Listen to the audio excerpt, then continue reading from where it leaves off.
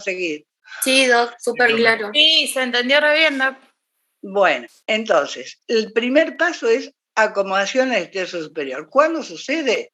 En las nulíparas suele suceder precozmente, antes del inicio del trabajo de parto, porque hay contracciones, esas contracciones de Braxton Hicks, el segmento, que es la porción del istmo que se va distendiendo durante todo el embarazo, y es donde, si alguno vio una cesárea, es donde se practica la incisión para la cesárea. Es bien finito y permite que la cabeza pueda descender y acomodarse precozmente. Y una vez que el feto se acomodó y se inician las primeras contracciones, se va a producir el descenso de la cabeza. Tiene que descender en la misma variedad de posiciones que se encajó en el estreno superior. Desciende y se encaja profundamente en un segundo plano. Ahora vamos a continuar, vamos a integrar todo lo que estoy diciendo ahora. Se encaja en un segundo plano, llegando ya, habiendo descendido por debajo del borde superior del pubis, que así nosotros lo vamos a diagnosticar, y ahí se choca con el diámetro de la pelvis antero-posterior, que mide 9 centímetros, y tiene que rotar a otro diámetro para poder continuar el viaje. Entonces, se encaja, se choca contra el subpubis y las espinas ciáticas. ¿Se acuerdan cuáles son las espinas ciáticas? A ver, acá están. Entonces el feto va descendiendo y cuando llegamos acá, a esta altura, las espinas ciáticas miden 9 centímetros justos. Entonces el feto llega hasta ahí y en esa posición de oblicua que bajaba no puede seguir, tiene que rotar. Entonces, vamos a hacer la variedad más frecuente, que es la occipito izquierda anterior, llega hasta ahí y tiene que ahí no puede seguir, no puede continuar. Este sí, porque es medio chiquitito, pero tiene que rotar y hace su rotación interna, colocando el occipital contactando con el pubis y el subpubis. Esa rotación interna se llama también acomodación al estrecho inferior. Y luego el desprendimiento. O sea, llegó hasta ahí, llega hasta el tercer plano de Hodge, que ahora lo vamos a ver, y puede desprenderse. Desprenderse quiere decir que llega a dilatación completa, llega a tercer plano y se produce el parto de la cabeza. Vamos a seguir. Bueno, para repasar, este primer tiempo se realiza por orientación, reducción de diámetros. La orientación tiene como fin acomodar el mayor diámetro de la cabeza a los diámetros de la pelvis. La reducción se hace por flexión, la flexión se produce por la ley de palancas, como les dije. Hay un brazo posterior más corto, el anterior más largo, y cuando hay una presión desde arriba, la palanca más corta cede y entonces se produce la flexión. Las contracciones, se transmiten por la columna vertebral hasta la base del cráneo. Con la presentación indiferente, la cabeza choca contra la pelvis y la cabeza se flexiona.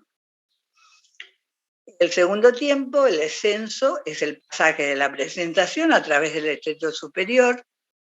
Concluye cuando la circunferencia mayor de la cabeza pasa el promonto pubiano, o sea, el diámetro desde el promontorio al borde superior del pubis, que es el punto más y en ese momento, cuando atraviesa todo el pubis, decimos que la cabeza o la presentación llegó a tercer plano. ¿Cómo nosotros diagnosticamos los planos de Hodge? Que son 4. Yo no tengo acá el esquema de las cosas, pero no importa.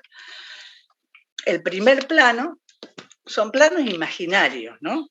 El primer plano va desde promontorio hasta el borde superior del pubis. El segundo plano va desde la segunda y tercera vértebra sacra hasta el borde, hasta el subpubis, y el tercer plano va desde la última vértebra sacra, pasando por debajo del pubis. ¿Cómo lo diagnosticamos nosotros? Fíjense, a ver si lo pueden ver. En el primer plano yo hago un tacto y voy a tocar que la parte más declive de la cabeza está por encima del subpubis. Yo meto mis dedos por ahí y con esta parte de mis dedos voy a tocar el subpubis. Si yo toco el subpubis y ahí toco la cabeza, digo, está en primer plano. Cuando la cabeza sigue descendiendo y está en segundo plano, yo voy a tocar el borde más declive de la cabeza a nivel del subpubis. Puedo todavía tocar el subpubis, pero al mismo nivel está el borde, la parte más declive de la cabeza. Y el tercer plano es que cuando la cabeza está profundamente encajada, yo hago un tacto y ya no toco el subpubis. Me es imposible porque está la cabeza ahí. ¿Se lo imaginan, chicos? Entonces ahí yo puedo decir, suponete que está en esta posición en el tercer plano. Me llama la partera y me dice, uy, se detuvo el trabajo de parto, hace más de una hora que está con 8 centímetros y no desciende. Entonces yo hago un tacto y veo. Está en tercer plano, tengo que saber la variedad de posición. Si todavía está en occipito izquierda anterior y no ha rotado, le falta la rotación interna. Algo pasa para que no rote bien, o no hay buena dinámica, o la cabeza es muy grande, o no está bien flexionado. Todo eso lo puedo saber con el tacto. El grado de flexión lo voy a determinar como cuánto toco el occipital. Si yo toco el occipital muy cerca del hueso acá, o sea, lejos del centro de la cavidad, del canal del parto, digo que está algo deflexionado. Tengo que tocar el occipital bien centralizado, digo, ahí está bien flexionado. Y a lo mejor le doy más dinámica hasta que produce la rotación interna. Este descenso, o sea, el descenso que dura desde que se encaja el estrecho superior hasta que se produce la rotación interna, es todo el trabajo de parto. Es todo el trabajo de parto. Pueden ser hasta 8 horas en una nulípara. Ese descenso lo puede hacer, que dijimos que lo hace en el mismo diámetro oblicuo en el que se acomodó el estrecho superior, lo puede hacer directamente y se llama sinclitismo, o lo puede hacer en asinclitismo. ¿Qué significa eso? Imagínense que ustedes tienen que hacer pasar una pelota por un cilindro más o menos rígido y la pelota le cuesta pasar. Entonces yo la voy empujando y a veces empujo hacia un lado y empujo tipo un badajo de campana o hacia el otro. Entonces en el proceso de descenso la cabeza va bajando y como le cuesta pasar porque es muy estrecho, no en todos los casos, pero sí en la mayoría de los casos, va a ir ladeando la cabeza el feto. Entonces yo digo que está asinclítico cuando está ladeada. ¿Qué quiere decir ladeada?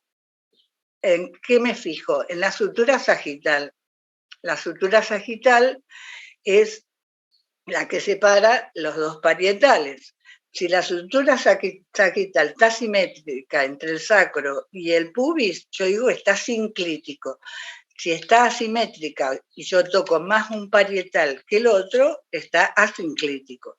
Y puedo decir asinclitismo anterior o posterior según cuál parietal yo toque mejor. Si yo toco más parietal hacia atrás, hacia el sacro, digo, es un aciclitismo posterior. Y esto va cambiando en el descenso.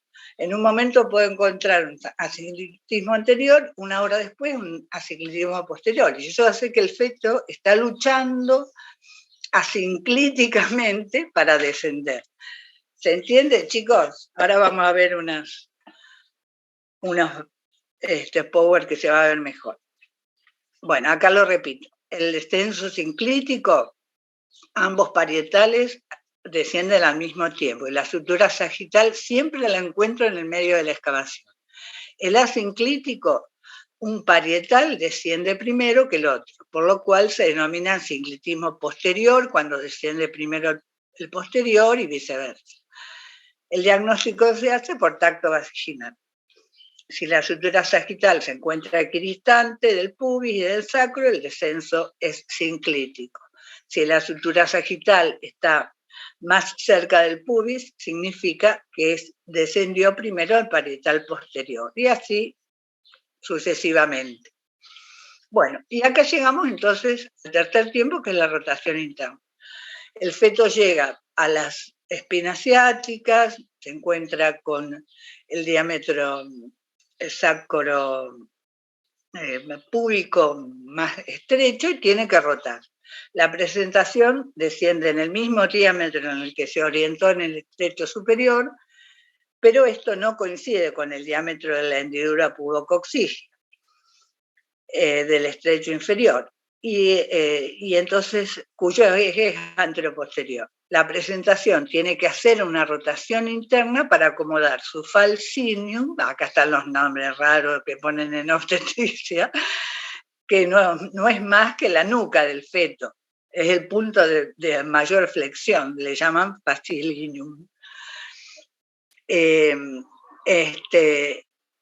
Y esta ley de Schengen, olvídenselo, es muy antiguo, ¿viste? Antes se describían las cosas muy poéticamente y raramente. Es una ley física que dice que si un cilindro pasa por otro cilindro semirrígido y cambia la orientación, porque acuérdense que tiene forma de J, cuando llega al acodamiento del canal del parto, ahí tiene que hacer la rotación interna para poder seguir. Más o menos esa es lo que dice la ley de Schengen. Bueno, el feto, entonces, al hacer la rotación interna, coloca, esto en las condiciones óptimas y más eutóxicas, ¿no es cierto? Puede no suceder así. El feto coloca debajo del pubis el punto de apoyo del hipomócleon o hipomócleon, acá se llama al occipital cuando se apoya en el subpubis, el hipomócleon, haciendo coincidir el punto de mayor flexibilidad con el eje del canal del parto. Al desprendimiento le sigue la rotación externa, que ahora lo explicamos. Entonces se desprende. ¿Cómo se desprende el feto?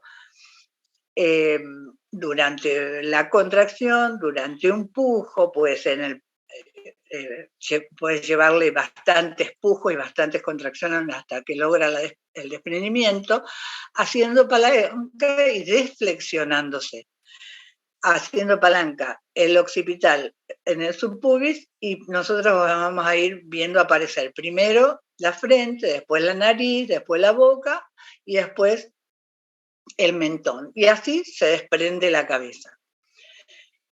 Una vez que se desprendió la cabeza, en ese momento que la cabeza está saliendo de la pelvis, los hombros se están acomodando al estrecho superior.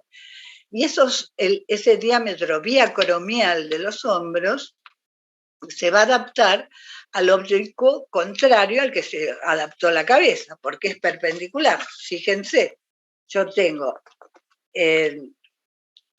esta es el diámetro, la sutura sagital que se va a acomodar al oblicuo anterior, y los hombros lo hacen, fíjense, perpendicularmente.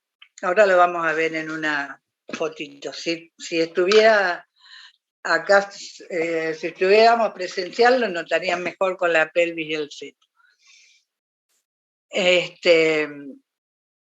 Y entonces, para que los hombros, el feto ahora está así, ¿no es cierto?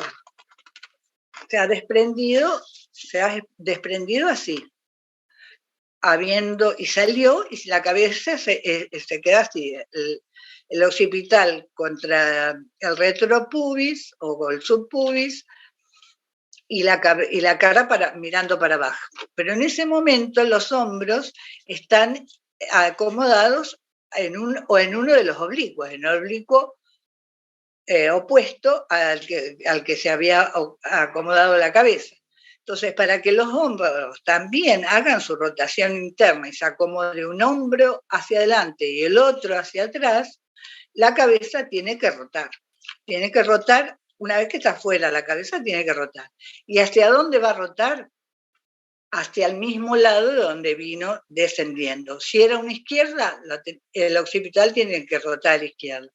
Y así ustedes ven la importancia de tener diagnóstico de variedad de posición, porque yo no, si yo no sé la variedad de posición, si de golpe sale la cabeza y no rotan fácilmente los hombros, se produce un encaje de hombros, los hombros no rotan y la cabeza no rota, lo tengo que hacer yo. Entonces tengo que saber para dónde tengo que poner el occipital. ¿Se entiende? Bueno, seguimos. No se va a hacer largo esto. Bueno, entonces los movimientos fetales que permiten el cumplimiento de estos tiempos, o sea, que los movimientos pasivos del feto que permiten adaptarse y descender y rotar a través del canal del parto son la orientación a los diámetros, que ya vimos, por rotación, la reducción por flexión, la deflexión en el momento del desprendimiento.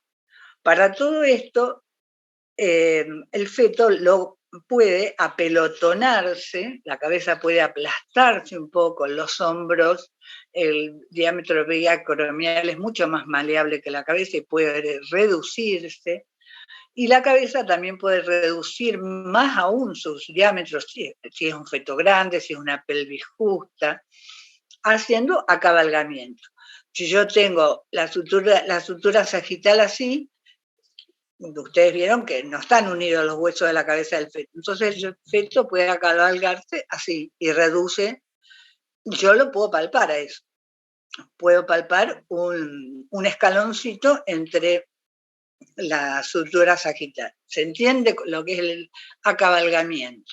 El móvil fetal presenta zonas de máxima flexibilidad en la región cervical y en los hombros, y así puede continuar.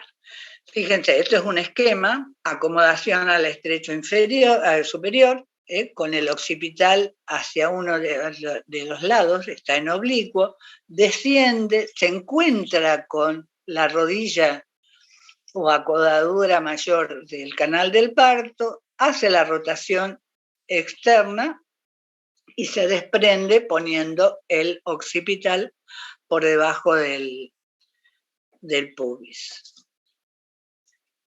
Estos son los movimientos de flexión y deflexión que produce la cabeza, porque llegado a ese punto donde tienen que descender, a veces en vez de flexionarse, se deflexiona.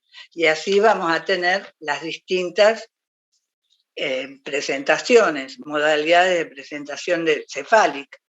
La que estamos hablando es la de vértice, la más frecuente, la más fisiológica, pero puede pasar que el feto se deflexione y presente la cara o la frente. Si presenta la frente, va a ofrecer uno de los diámetros mayores, que es el suboccipito frontal, que mide 13 centímetros. Entonces, podemos ya decir que la presentación de frente no nace, no logra nacer, porque no se puede deflexionar, salvo que se deflexione mucho más y se transforme en una cara. Y en una cara el feto sí puede reducir su diámetro presentando el bregmo submentaniano, que mide 9 centímetros y medio o 10. Pero bueno, eso es para otra charla, que no la vamos a hacer, muy de especialista. Bueno, estas son también formas de flexión y Bueno, acá repasamos las suturas. La progresión del parto se diagnostica por semiología obstétrica, por tacto vaginal. Para ello es necesario conocer todos los elementos de la cabeza fetal. Las suturas, las fontanelas, los diámetros, la circunferencia, que no tiene mucho más importancia. Repasamos. La sutura sagital es la que está entre los dos parietales, la frontal entre los dos frontales, la coronaria entre los parietales y las frontales. Acuérdense que el hueso frontal del feto está dividido también, que es la sutura frontal, o sutura metópica también se llama. Y la sutura lambdoidea o occipital es la que está entre el occipital y los parietales. Y las fontanelas, que son dos.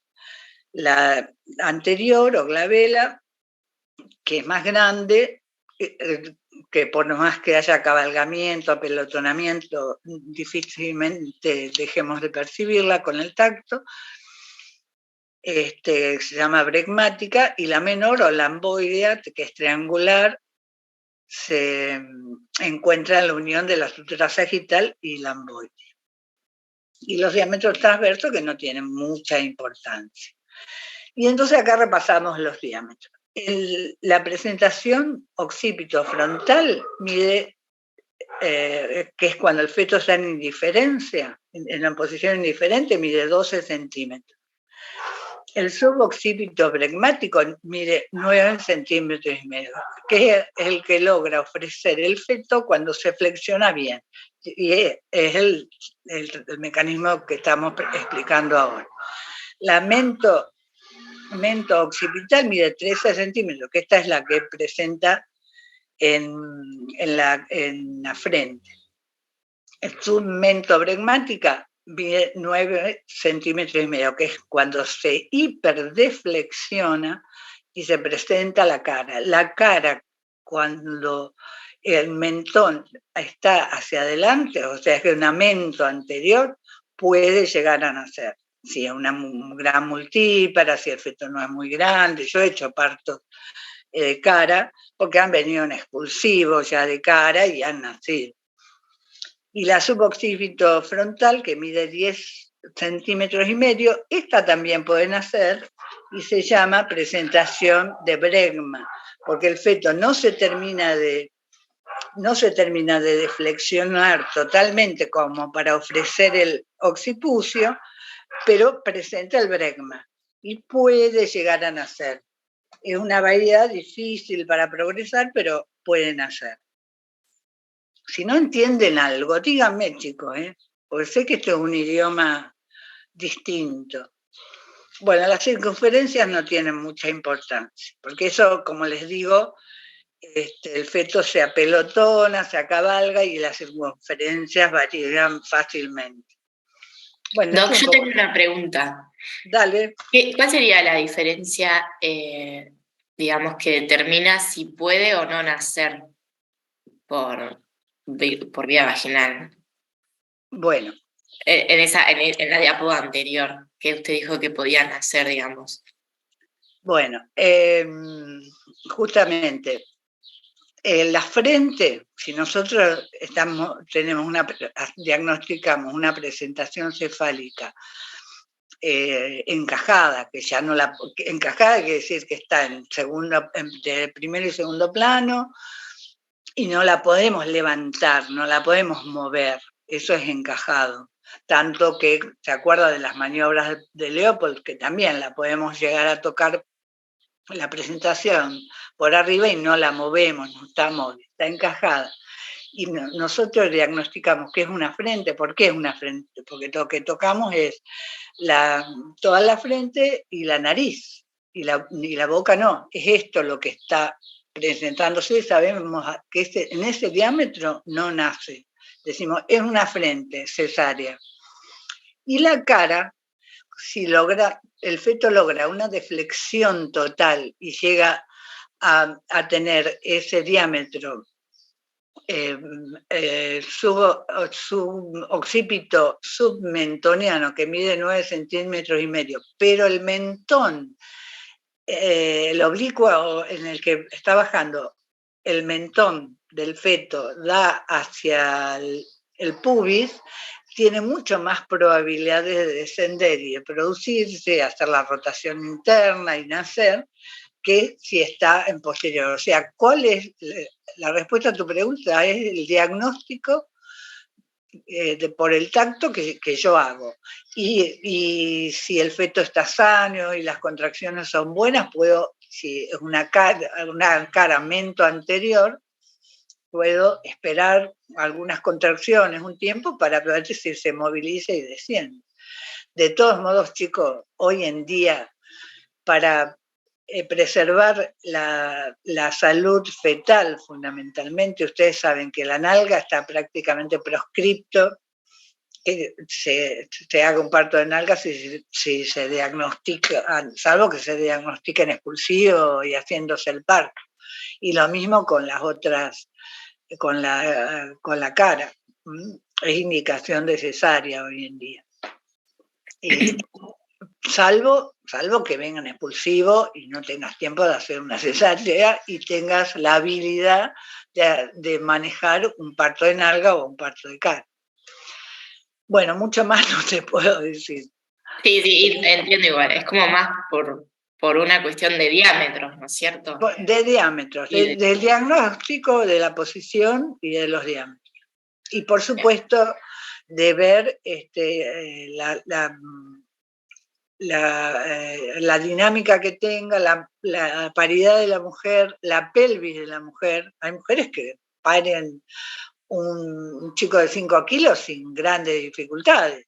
Yo he hecho 5 kilos nunca, pero 4 kilos 800 sí, y sin grandes dificultades, ¿viste? Vos te das cuenta que lo que pasa es que llegó así, con 8 centímetros, con bolsa rota, con feto bien sano, con una madre multípara, y bueno, entonces decidí seguir adelante, vas probando.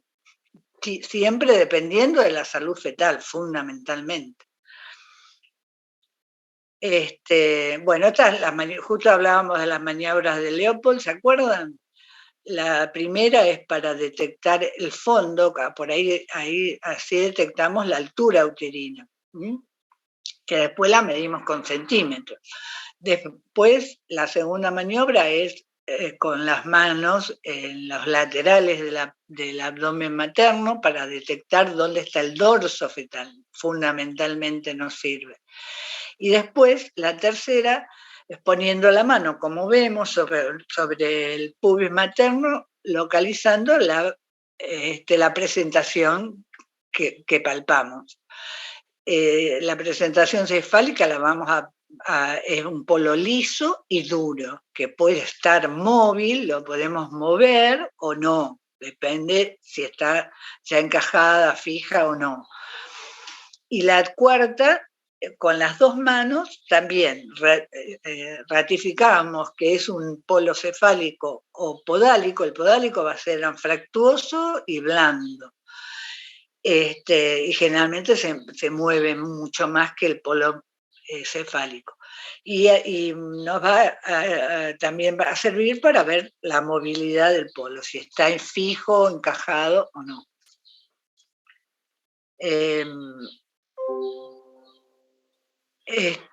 Bueno, el tacto vaginal, cuando nosotros hacemos un tacto vaginal, entonces lo primero que nos vamos a fijar es en la dilatación del cuello, el borramiento, la altura de la presentación y qué presentaciones. Entonces vamos en ese orden. Primero vamos a ver si el cuello está dilatado. Si nos pasa un dedo, 2 o 3 o 4 o más, no metemos los 4 dedos, siempre con los 2 dedos, ¿cierto? Si podemos abrirlo, si podemos, nosotros vamos así, hacemos un tacto y son los dedos así, son más o menos 3 centímetros de dilatación, así 4, así 5, así 7, y cuando ya no tocamos más Cuello, decimos dilatación completa. El borraviento lo vamos a medir, ahora les muestro una plaquita, por la longitud, desde el fondo de saco hasta el borde más proximal del cuello. Y ahí lo medimos, es todo muy es intransferible. De todos modos, un equipo de trabajo termina hablando el mismo idioma. ¿Qué es para mí 4 centímetros? ¿Qué es para mí 50% borrado?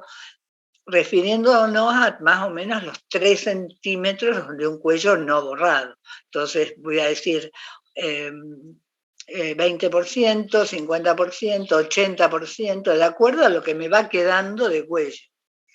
Ahora lo vamos a ver. Altura de la presentación, si está móvil o está encajada. Si está móvil, yo la voy a tocar, me va a costar más llegar a tocarla y la puedo levantar, la puedo pelotear todavía. Si está bien encajada, la voy a tocar enseguida y no la voy a poder mover. Y por supuesto, ¿de qué presentación se trata? Si de una cabeza o una nalga. Fíjense, acá tenemos un cuello que todavía no está borrado. ¿Ven la flechita ustedes? ¿Ven Sí, mi flechita? Bueno, acá hay un cuello que tiene cierta longitud.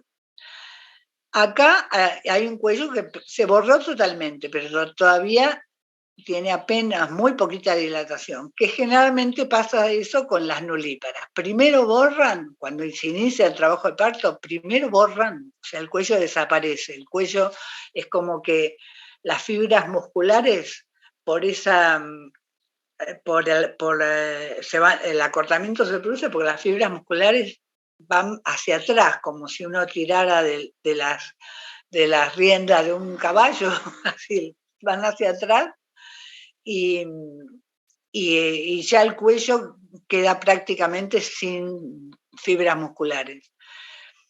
Y entonces la nulípara primero borra y después empieza a dilatar. Acá ya encontramos, fíjense, bien borradito, y acá yo lo voy a encontrar 5 centímetros, mis dedos se van a abrir más o menos así.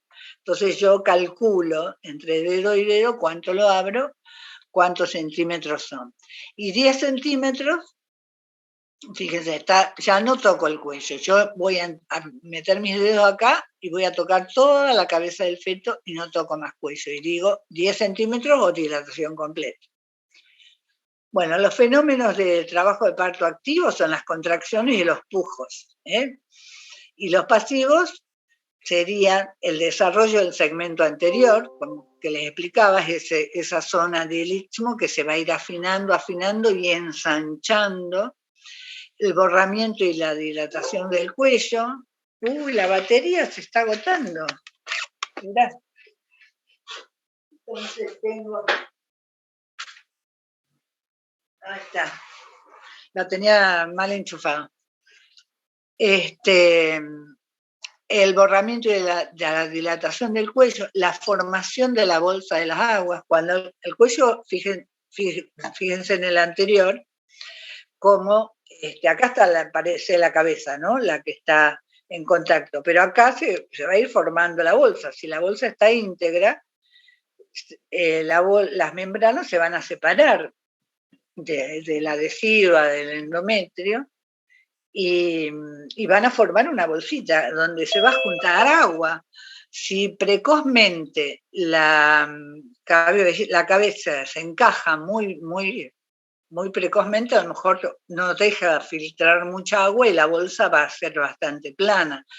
Si hubo dilatación bastante previamente al encajamiento profundo de la cabeza, va a permitir pasar más líquido y vamos a tener una bolsa más prominente.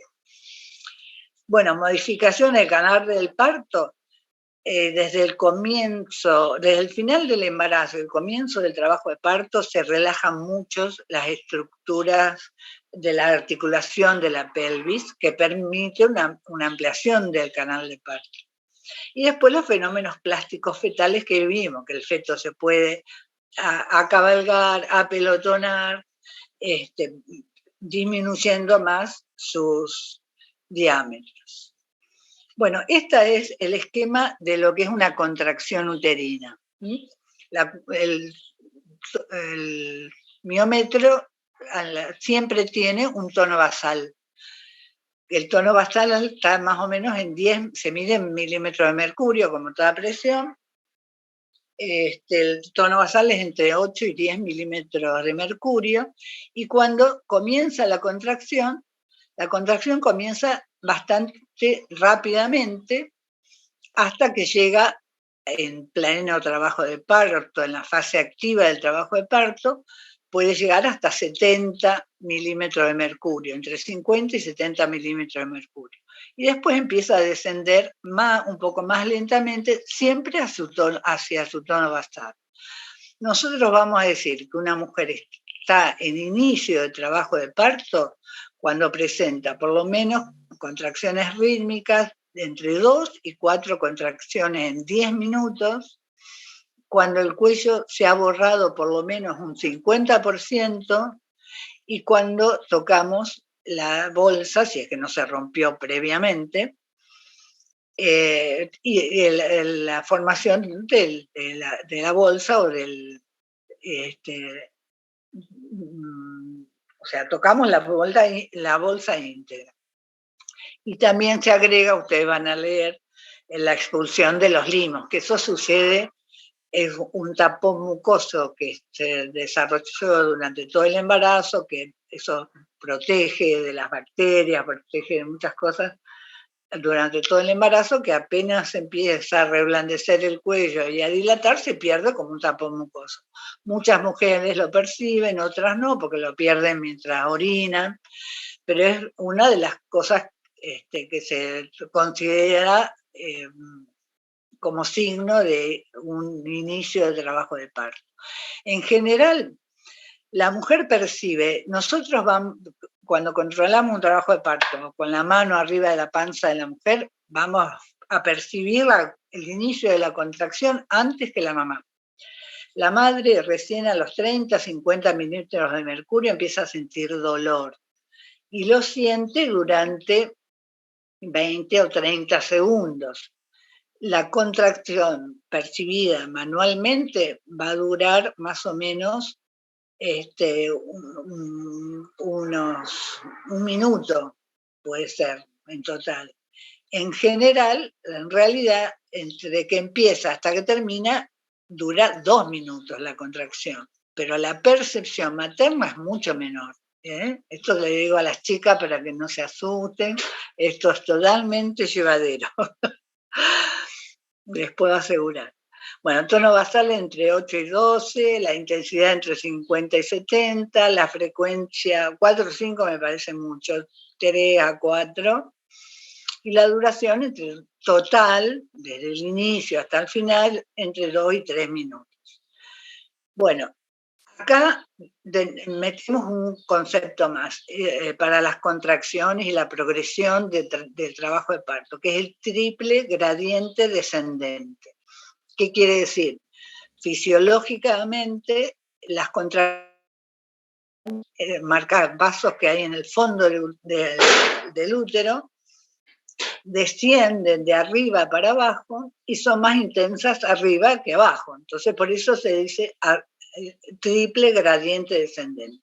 En obstetricia también estudiamos las distocias dinámicas, o sea, las alteraciones de esta dinámica, por muchos motivos, que puede revertirse este gradiente y provocar falta de progresión en la dilatación, el cuello en vez de relajarse durante la contracción se endurece, impidiendo la progresión de la dilatación, y la cosa puede llevar a una hiperdinamia o una taquisistolia que es peligrosa de rotura uterina y bueno, de otras cosas.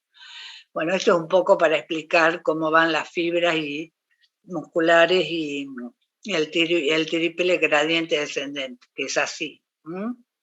Se inician arriba, van de arriba para abajo y son más intensas arriba que abajo. Esto es cómo se forma la bolsa de las aguas, ¿ven? Que la bolsa de las aguas hay que tratar de mantenerla íntegra hasta avanzado el parto. Eso protege la cabeza fetal y por lo menos hasta los 7 centímetros la bolsa durante la contracción presiona con el cuello y favorece la dilatación del cuello. Después de los 7-8 centímetros y con una cabeza que se va descendiendo bien y se va encajando bien, estamos autorizados a romper la bolsa y eso va a hacer que la cabeza termine de bajar y sea la cabeza fetal, junto con las contracciones, la que favorezca la progresión de la dilatación.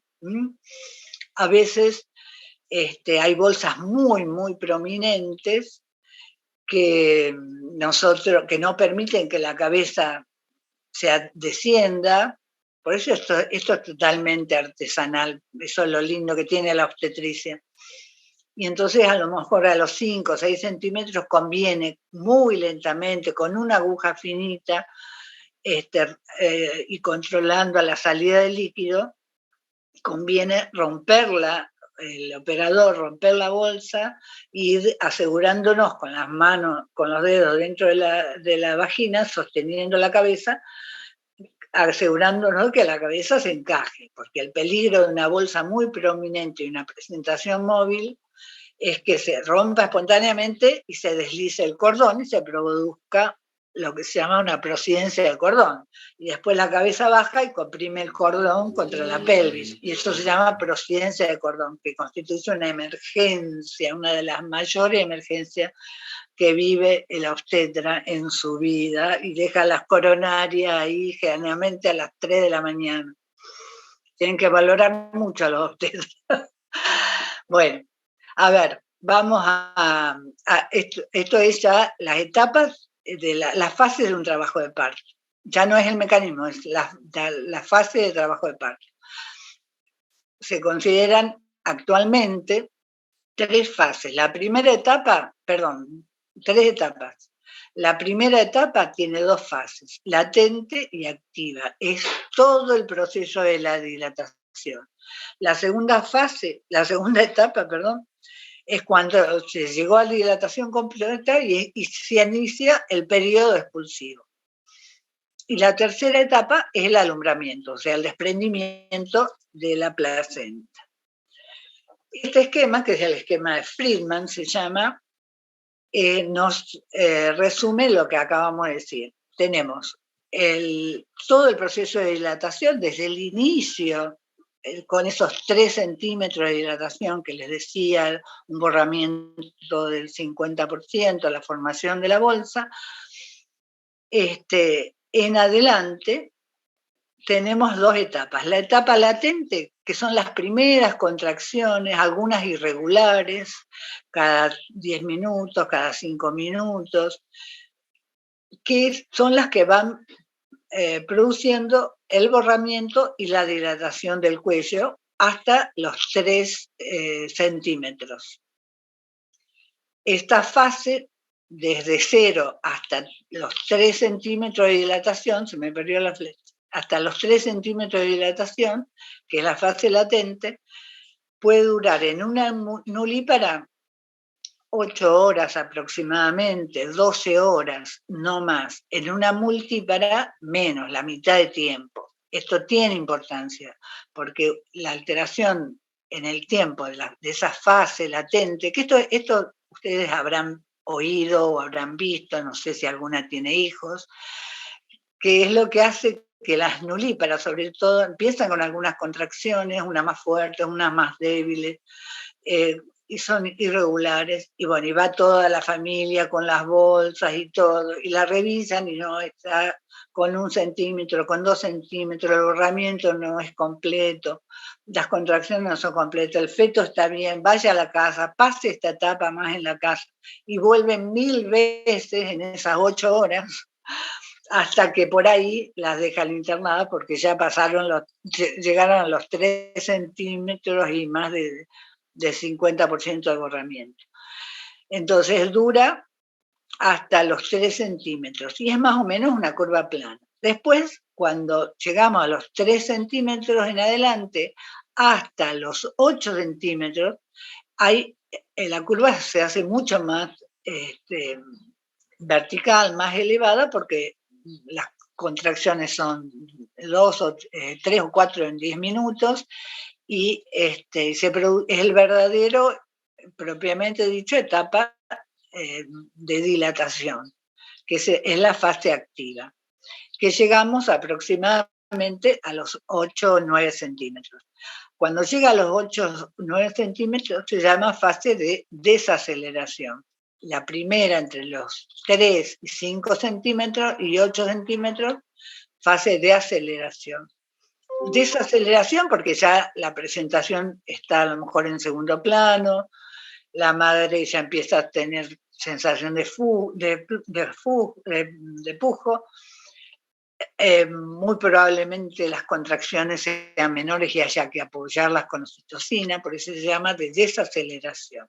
Y la última etapa del trabajo de parto, desde la dilatación completa en adelante hasta que nace el feto, se llama, el segundo periodo, se llama desprendimiento. El desprendimiento es desde la dilatación completa hasta que nace. En las nulíparas podemos esperar entre 1 hora o 2 horas, porque ahí es donde se produce la rotación interna, que no es soplar y hacer botella, a veces lleva tiempo, depende de la variedad de posición. Si en una posición anterior es un feto bien flexionado, tiene buena dinámica, una pelvis normal, probablemente el expulsivo, o sea, el periodo desde la dilatación completa hasta el nacimiento, a lo mejor dura media hora, 1 hora, pero lo que nosotros podemos llegar a esperar son hasta 2 horas máximo con feto sano, con buen pronóstico, por las características de la presentación, en una nulípara. Y en una multípara, la mitad de tiempo. Acá lo vemos. Bueno, fase latente, lapso que media entre el inicio perceptible de las contracciones uterinas y la presencia de un cuello borrado, por lo menos con 3 centímetros de dilatación. En una nulípara hasta 20 horas, yo les dije entre 8 y 20 horas, y las multíparas menos tiempo. Esta fase activa es la verdadera periodo de dilatación, hasta los 10 centímetros de dilatación, que más o menos una nulípara va a dilatar 1 centímetro por hora y la multípara 1,5 centímetros o 2 por hora. Todo eso lo tenemos que valorar para controlar un trabajo de parto que llegue con un feto sano y evitar la morbilidad, tanto fetal como materno. La fase de aceleración va desde los 3 a los 8 centímetros, la desaceleración de los 8 a los 10 centímetros. Y el expulsivo es el periodo que media entre la dilatación completa del cuello uterino hasta la expulsión del feto, que puede durar hasta 2 horas en las nulíparas y 1 hora en las multíparas. Y la última etapa del trabajo de parto es el alumbramiento, o sea, nació el feto, tenemos que esperar que salga la placenta. La placenta se desprende sola, no tenemos que tirar del cordón, no tenemos que manosear el útero, ni masajearlo, esperarlo. El único signo de alarma sería que empieza a sangrar mucho y nosotros no veamos que hay desprendimiento. El tiempo que podemos esperar normal es entre 45 y 30 minutos. Hasta 1 hora tranquilamente, porque a veces puede demorar un poquito más si no hay sangrado. Y mientras tanto, nosotros podemos, por ejemplo, ir suturando la episiotomía si es que la hemos hecho. Si pasa ese tiempo, tenemos que hacer un alumbramiento manual. Bueno, estos son otros pobres que ya lo hemos repetido. Repetimos acá como repaso las etapas del trabajo de parto de vértice: acomodación al estrecho superior, encaje descenso, Esto lo vamos a pasar rápido. Acomodación al estrecho inferior, desprendimiento.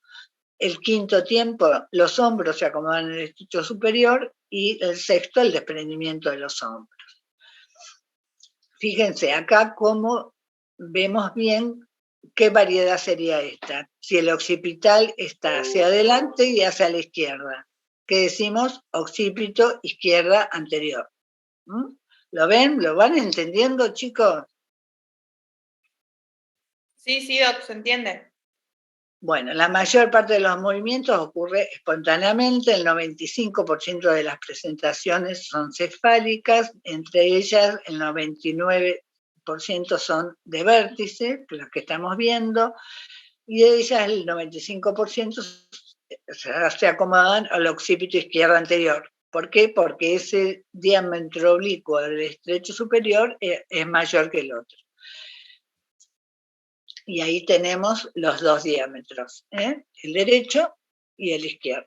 Se le denomina derecho porque, perdón, esto para mí, esto sería la derecha de la paciente y la izquierda de la paciente, por eso hago así. La estoy mirando.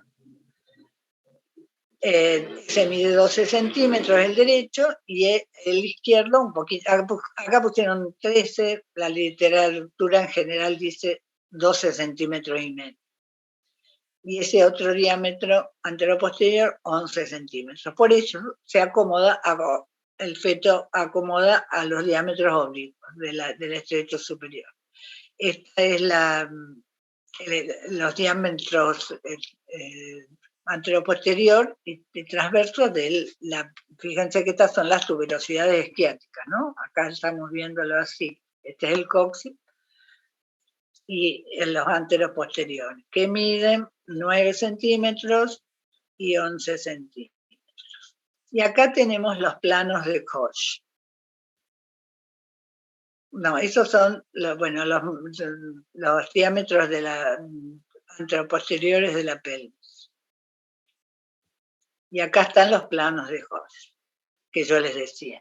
El primer plano de Koch va desde el promontorio por el borde superior del pubis, el segundo entre la primera y segunda vértebra sacra pasa por el borde inferior del pubis, el otro va desde la tercera vértebra sacra y pasa paralelamente a la anterior, y el cuarto plano desde la unión entre el coxis y el sacro y pasa el paralelo al anterior. Este es el que nosotros diagnosticamos con los dedos y la relación entre el polo cefálico y el borde inferior del pubis.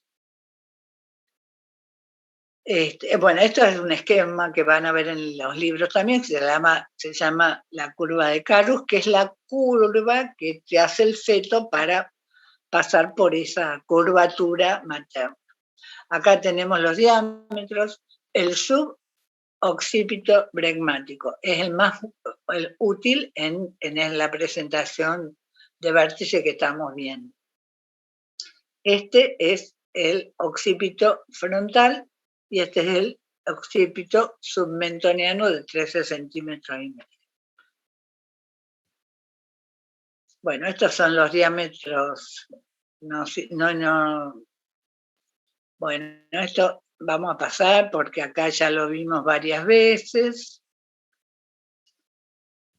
A ver, esto también, los objetivos este es otro power medio adherido a este. Encajamiento. Esta es la curva de Carus. O sea, este es lo que hace el feto. Viene desde arriba y dobla así. La curva de Carus. Bueno, encajamiento, que tiene orientación, flexión, asinclitismo, ya vimos todo esto. El descenso tiene dos movimientos, el descenso propiamente dicho, con su rotación interna al estrecho inferior, el desprendimiento tiene deflexión y la restitución o rotación externa. ¿Se acuerdan por qué se produce la rotación externa? Para que los hombros se acomoden en el diámetro anteroposterior. el hombro anterior debajo del pubis y el otro contactando con el sacro. El feto, bueno, se acomoda el occipito frontal. Bueno, acá esto ya lo hemos repetido varias veces, pero está bueno que lo vean. Acá está el pubis, acá está el pubis, acá está el sacro y acá está el occipital. ¿Qué variedad de posición sería esa para ustedes? A ver, si aprendieron, si entendieron. Podemos decir que esto es acá lo estamos viendo desde arriba, ¿no? O sea que esta sería, esperen, esto sería la izquierda y esto sería la derecha. Entonces, ¿qué variedad de posición sería esta? Si esto es derecho. Occipito derecha anterior. Derecho anterior. Occipito derecha anterior. Bien. Acá vemos que el feto se flexiona más todavía. A ver, bueno, asinclitismo. ¿Entendieron el concepto de asinclitismo, no? ¿Sí? ¿O lo explicamos ahora de nuevo? Que para descender, para el descenso, el feto va bajando primero en parietal, después el otro y va haciendo badajo de campana. El descenso propiamente dicho lo hace en el oblicuo en que se acomodó, baja hasta el piso de la pelvis, llega hasta las espinas ciáticas, que ese es el tercer plano de Hodge. Generalmente el descenso es sinclítico, pero también puede ser asinclítico. La rotación interna, el feto ahora se encuentra con la rodilla del parto, o sea, con el acomodamiento del canal del parto, tiene que rotar 45 grados, y así lo rota. Esto que vemos acá no son las orejas, ¿qué son? ¿Qué serían? Los hombros. Los hombros. Se dan cuenta que está en perpendicular al diámetro en que se acomodó la cabeza. Entonces, acá el feto se va a desprender, la cabeza se va a desprender, porque se produjo la rotación interna, fíjense, ahí llega la cabeza, previamente se produjo la rotación interna,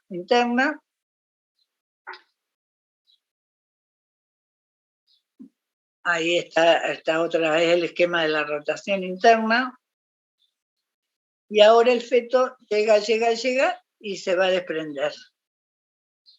Se me fue, esperen. Ay, no hizo lo que tiene que hacer, a ver.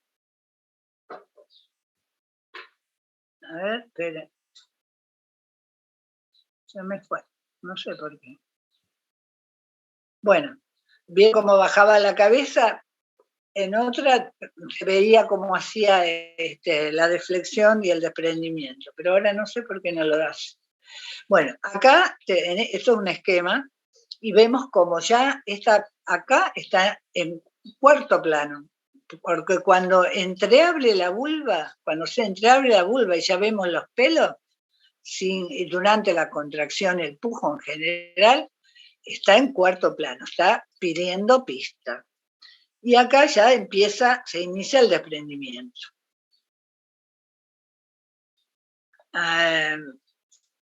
Fíjense, cuando se logra un buen hipomoclion del occipucio debajo del pubis, se inicia el desprendimiento. La cabeza va coronando, primero vemos la raíz de la nariz, sale el resto de la cabeza, la cara mira el suelo. Favorecen y acompañan el mecanismo de trabajo de parto de los hombros, por lo tanto, son consecuencia del mismo, el desprendimiento y la restitución. La restitución es un movimiento espontáneo que hace la cabeza para recuperar su relación anatómica con los hombros. O sea, queda perpendicular a los hombros, en la estructura sagital. Fíjense, ahí se produjo la restitución. Pero la cabeza, para que salgan los hombros, o sea, no puede quedar toda de vuelta con los hombros así. Entonces, se produce la rotación externa. ¿Ves? La cabeza rota para afuera, esta cabeza ya está afuera, ya se hizo el parto de la cabeza. Y los hombros se acomodan, hacen la rotación interna, que es el hombro anterior y el hombro posterior.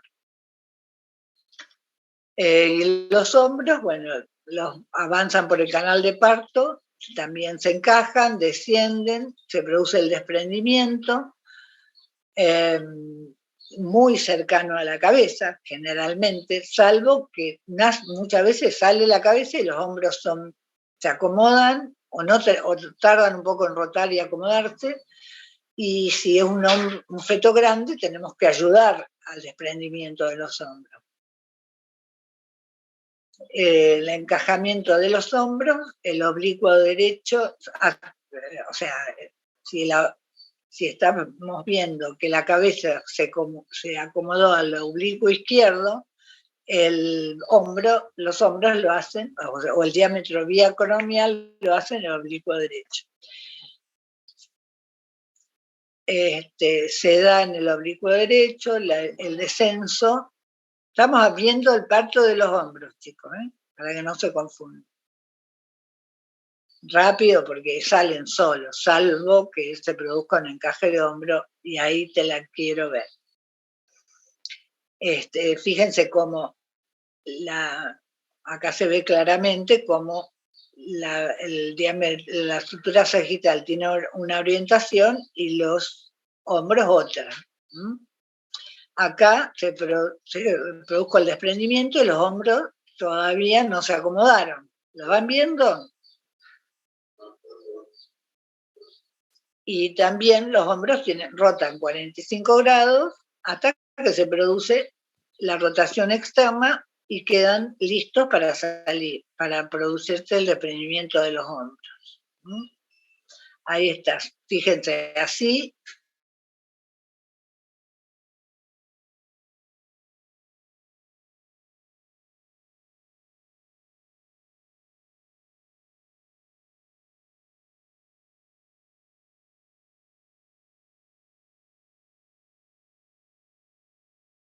¿Sí? El hombro posterior, ¿lo ven? Ahora vemos unas figuritas que van a hacer. Ay, inestable. Bueno, la pelvis ni bolilla que le damos, porque en condiciones normales salen los hombros y sale el resto sin ningún problema, no vamos a... Bueno, este es un resumen. Encajamiento al estrecho superior por orientación, flexión y asincletismo. El descenso, propiamente dicho, con la rotación interna, el desprendimiento de la cabeza por deflexión, restitución, y se produce la rotación externa. Lo volvemos a ver todo de nuevo. Bueno, acá también más esquemas. Y fíjense cómo el operador pues va a sostener la cabeza y va a ayudar al desprendimiento. No, siempre lo tenemos que acompañar, si no el chico se cae al piso si no lo acompañamos. Las condiciones para el parto es que haya vaciamiento vesical, limpieza perineal, compresa, campo estéril, evitando la contaminación. Los elementos que tenemos que tener en la mesa para atención del parto son las pinzas de Kocher, que son para pinzar el cordón, una tijera, una pinza portagasa, la pinza esta que se llama de mano izquierda, que es para suturar, las agujas, y esto no.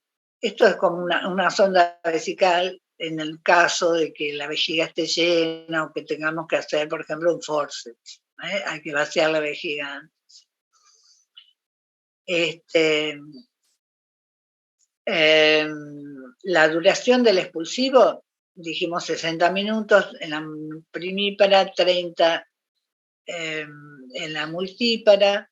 La posición ideal es semisentada, pujar solo durante la contracción. Y entre contracción y contracción, descansar, respirar, relajación. En general, ustedes, si alguno vio un parto, a veces todo el mundo le habla al mismo tiempo, la partera, la enfermera, el que está haciendo el parto. No, la mujer tiene que escuchar una sola voz y la tenemos que ayudar a respirar, a relajarse, a decirle, bueno, y si el pujo es muy prolongado, la contracción es muy prolongada, le decimos, pará, respirar, seguir pujando, si no, todos los esfuerzos de la madre pueden ser inútiles. Bueno, vemos esto, acá ya está en cuarto plano. La mujer debe tener muchos deseos de pujar en ese momento porque la cabeza comprime el recto y eso es lo que da la sensación de pujo, que hay que aprovecharla para ayudar con las contracciones. Cuando la cabeza empieza el proceso de desprendimiento, ¿qué hacemos? Protegemos el perineo. Si es que no va, y acá es cuando tomamos la decisión si necesitamos hacer episiotomía o no. Si vemos que la cabeza se va deflexionándose y nosotros con la mano que tocamos el periné y la horquilla no notamos una gran tensión, podemos seguir adelante y evitar la episiotomía. Ahí, eso es una decisión en el momento. Si vamos a hacer episiotomía, hacemos hacemos anestesia local con silocaína durante la contracción, idealmente, porque durante la contracción y el pujo a la madre no te duele nada, la podemos pinchar que no duele, esa zona del perineo medio que se anestesia. Ahí completamos la anestesia, lo podemos en 2 veces lo podemos hacer, y si vamos a hacer episiotomía, esta es una episiotomía medio lateral, poniendo la tijera en el vértice de la horquilla y hacia un lateral, para evitar la línea media, que si se produce un desgarro, se puede prolongar hasta el ano. En cambio así, si se produce un desgarro, no va a comprometer el ano. Esta persona que lo está haciendo es diestra, los zurdos lo harán para el otro lado. Bueno, y así completamos la episiotomía, que cortamos piel, plano muscular superficial y vagina. La episiotomía, bueno, se puede, antiguamente, a mí me pasó, hasta el tercer parto sistemáticamente se hacía episiotomía. Después del tercer parto se evaluaba no hacerlo. Hoy en día, desde el primer parto tenemos que evaluar la posibilidad de no hacer episiotomía. Como vimos recién, hay que dirigir la deflexión y la expulsión de la cabeza, o sea, no la dejamos libre, la vamos sosteniendo para que la deflexión y el desprendimiento se haga lentamente, por 2 motivos: para que no haya una descompresión brusca de la cabeza fetal que puede producir lesiones, y para que no se produzcan desgarros, teniendo la mano sobre la cabeza. Fíjense, de esta manera. Con una mano está protegiendo el perineo. Y nosotros hacemos fuerza así para que no se desgarre las partes blandas. Y con la otra está dirigiendo que la cabeza salga lentamente. Bueno, acá lo mismo. Y acá ya salió la cabeza. Esta es una cabeza grande que le va a costar hacer la rotación externa sola, probablemente lo tengamos que ayudar. Y para eso tenemos que saber la variedad de posición. Fíjense, acá como que está esperando, pero ya todavía no se hace la restitución, la rotación externa, la va a tener que favorecer. Ahí como que está esperando, ¿ven? Y no se hace. Entonces, hay que tomar la cabeza y rotarla. Acá que nos dice, bueno, el hombro anterior, para sacar el hombro anterior, tomamos la cabeza entre las dos manos y traccionamos levemente hacia abajo hasta que vemos aparecer el hombro anterior. Y posterior, traccionamos la cabeza hacia arriba. El tronco y la cadera sale espontáneamente.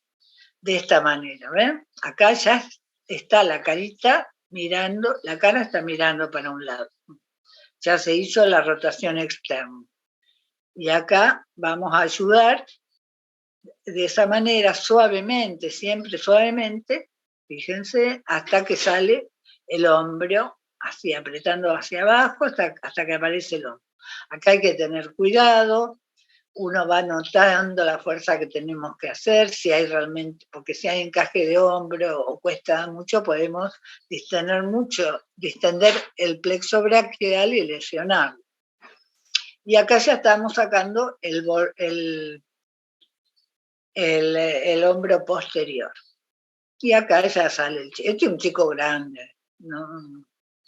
Le ha costado sacarlo, pero nació. Bueno, y ahí generalmente se lo coloca arriba de la panza de la madre o lo toma el neonatólogo, que ya lo primero que hace es secarlo, de esa manera toma menos frío y lo estimula y se lo pone arriba de la madre. Y a nosotros nos queda la tarea de cortar el cordón. Poner 2 pinzas y cortar. Enseguida al feto se le evalúa el test de Apgar, se limpian las secreciones, se aspira la boca, hay que evitar el enfriamiento. La anoxia por frío es una de las más frecuentes en el recién nacido, y si no requiere cuidado, se lo da a la madre. De esta forma cortamos el cordón. Acá ya se puso, que generalmente hacemos así, ya no alcanzamos a poner las 2 pinzas porque el neonatólogo que está al lado inmediatamente le pone el clip y nosotros ponemos la pinza y cortamos ahí. Y nos quedamos con la pinza nosotros. Bueno, y para la expulsión de la placenta y de las membranas, dijimos entre 30 y 45 minutos. Controlar el sangrado, los vasos sangrantes, los desgarros. Hicimos episiotomía, valorar si sangra mucho o no, y valorar otros desgarros. Puede haber desgarros parauretrales o haberse prolongado más la episiotomía. Y cuando ya se expulsa la placenta hay que revisarla. Se usa, ustedes ya lo habrán visto, cuando ya se desprenden los hombros, o sea que el feto ha nacido, una enfermera le coloca oxitocina o ergonovina endovenoso para asegurar el globo de seguridad de Pinar, es decir, que se contraiga el útero y favorece el desprendimiento rápido de la placenta y disminuye el sangrado. Bueno, después suturar la episiotomía. Para el alumbramiento, fíjense las maniobras que podemos hacer. Colocar la mano por arriba del pubis, comprimir bien y traccionar levemente, y nosotros con esta mano que tenemos en el abdomen materno, si traccionamos, hacemos tracciones así, de esta manera vamos a sentir si la placenta tironea o no. Si tironea, lo sentimos en la mano que tenemos en el abdomen, vemos que no está desprendida, entonces seguimos esperando. Otra forma es poner la pinza en el cordón bien cerca de la vulva, y mientras vamos suturando la episiotomía, revisando si hay desgarros o no, vemos si la pinza desciende. Si la pinza desciende espontáneamente es porque la placenta está desprendiéndose o se ha desprendido. Una vez que nos aseguramos que la placenta está desprendida, podemos traccionar. Traccionar muy levemente Y fíjense que con esta mano está esperando que salga la placenta para que no caiga por su propio peso, porque si cae por su propio peso se pueden cortar las membranas que también se están desprendiendo y nos quedan membranas adentro. Y es un lío. Fíjense, acá por ejemplo pudo haber sucedido eso, quedaron membranas, entonces tenemos que ir, se toman con una pinza de aro que no las rompe y vamos rotando, rotando, rotando hasta que vemos que sale, la membrana sale. En los libros antiguos decía lamiendo el periné, es decir, si la membrana sale suavemente rozando el periné es porque no quedó adentro. Si se corta bruscamente es porque quedaron membranas adentro. Así esperamos la placenta y la sostenemos. Acá esta es la que les decía recién, que tomábamos las membranas. Si vemos que se nos desgarran las membranas, la tomamos con una pinza de aro, rotamos, rotamos, rotamos, hasta que vemos que sale lamiendo el periné. Así revisamos la placenta. ¿Esta qué cara sería? A ver, acá está el cordón.